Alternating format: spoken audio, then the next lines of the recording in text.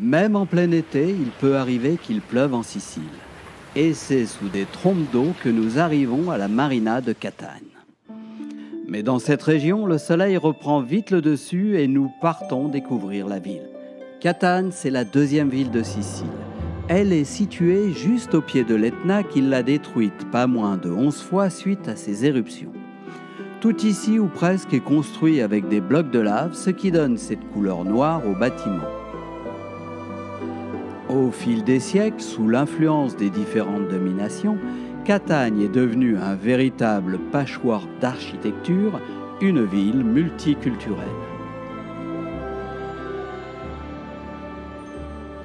Sur la grande place, face à la cathédrale, il y a la Fontana dell'Elefanto. Cet éléphant de pierre volcanique est le symbole de la ville.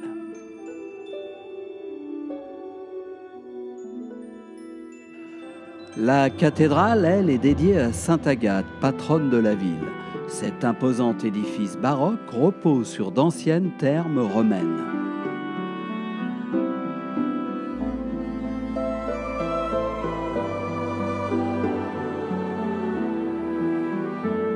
De nombreux bâtiments sont dédiés à la culture puisque Catane a le nombre de théâtres le plus élevé de l'île. Au sud de la place, passée sous la voûte du XVIIe siècle, la Porta Euseda, et admirez également la fontaine del Amerano, alimentée par les eaux d'une rivière souterraine, elle est assez réputée.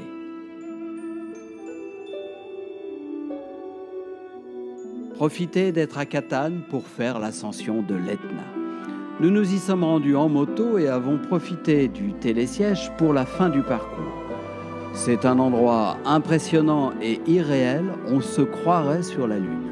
Nous avons fait la descente avec un minibus 4x4 et avec cette visite, on comprend mieux l'influence qu'a le volcan sur la nature de la région et pourquoi il alimente les croyances des habitants. Au-delà de ses volcans et de la richesse de son patrimoine, la Sicile bénéficie également d'une nature riche et variée. Un heureux mélange entre mer et montagne.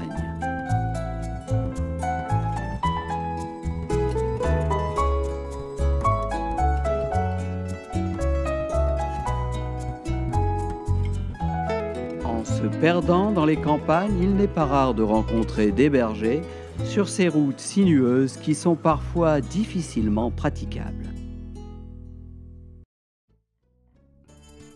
Nous voici à Taormina, l'un des endroits les plus fréquentés, les plus chics et les plus chers de Sicile. C'est un peu le Saint-Tropez à la sicilienne. Pas de port à Taormina, mais un superbe mouillage tranquille au pied de la ville, alors qu'en haut se pressent des hordes de touristes.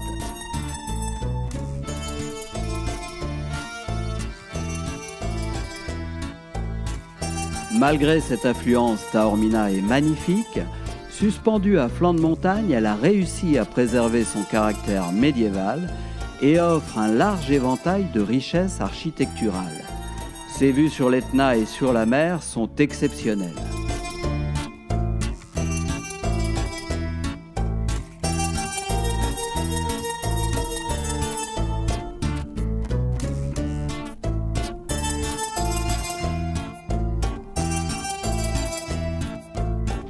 À Taormina, le luxe est omniprésent et si vous souhaitez y séjourner, prévoyez un budget adapté.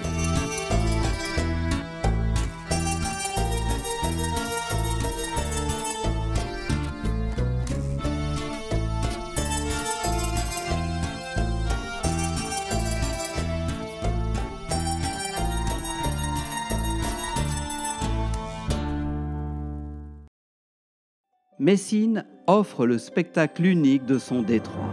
Un paysage harmonieux, des lumières entourées par les rives de Calabre et de Sicile. Le courant dans la passe peut être important, ainsi que le trafic maritime.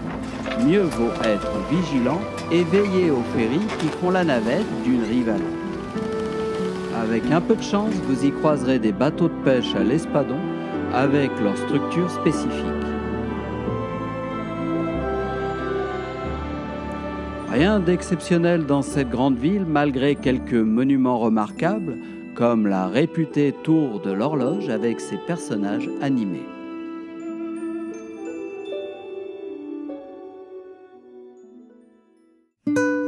Naviguer vers les îles éoliennes a quelque chose de magique. Ces merveilles de la nature, au large de la côte nord-est de la Sicile, semblent n'avoir pas bougé depuis des millénaires. Ces îles sont toutes volcaniques, mais de taille et d'aspect différents. Pour bien en profiter et passer de l'une à l'autre à votre rythme, rien de mieux qu'un séjour en bateau. Les paysages constitués de roches volcaniques sont superbes et ces îles sont inscrites au patrimoine mondial de l'humanité pour leur beauté. Leurs eaux splendides attirent les plongeurs et les terres volcaniques font le bonheur des randonneurs.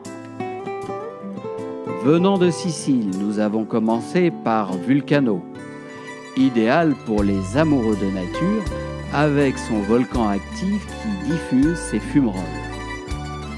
Si une baignade dans les bains de boue sulfureux vous tente, n'oubliez pas votre maillot, vous vivrez une expérience originale. Lipari est l'île la plus étendue et la plus peuplée des îles éoliennes. Elle offre aux voyageurs qui arrivent en bateau la vision de son acropole. Les Romains avaient compris l'importance de s'installer à Lipari. Et au Moyen-Âge, les Normands construisirent la cathédrale de Saint-Bartholomé. Avec ses criques profondes, ses rochers plongeant dans la mer et ses plages, Lipari est un endroit exceptionnel. Nous achevons notre visite par l'ombrageuse Stromboli. À la pointe nord de l'archipel, avec ses plages de galets noirs, c'est le top pour les amateurs d'aventure hors des sentiers battus. Arpentez les petites ruelles chauffées par le soleil, régalez-vous d'une pizza aux fruits de mer avant d'effectuer l'ascension du volcan, une grimpée de 5 à 6 heures, habituellement récompensée par un spectacle du type feu d'artifice naturel.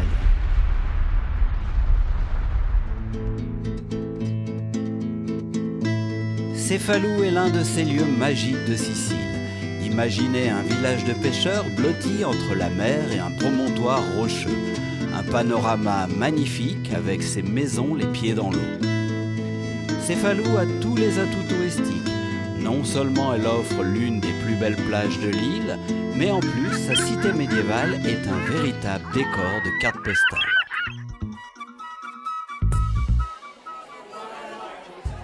Nous sommes arrivés un soir d'août où l'animation est plus importante que d'habitude, car c'est le temps fort de la fête de San Salvatore, le protecteur de Cefalù. Nous avons pu suivre dans la bonne humeur la ferveur de la procession à travers les ruelles de la ville.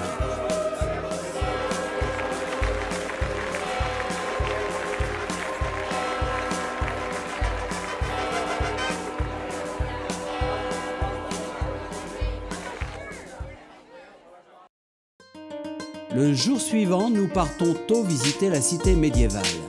Le soleil s'infiltre dans le dédale des ruelles et réveille la vieille ville qui regorge d'endroits qui font remonter dans le temps. Après un petit déjeuner à la sicilienne sur la place principale, nous visitons la cathédrale. C'est un temple normand inauguré en 1131 qui se trouve dans un état de conservation parfait. L'église est composée de croix latines, elle possède des dimensions considérables et a 2 clochers. À l'intérieur, le plafond est en bois et la décoration semble être d'époque. C'est une merveilleuse synthèse de l'architecture et de l'art arabe, byzantin, romain et normand.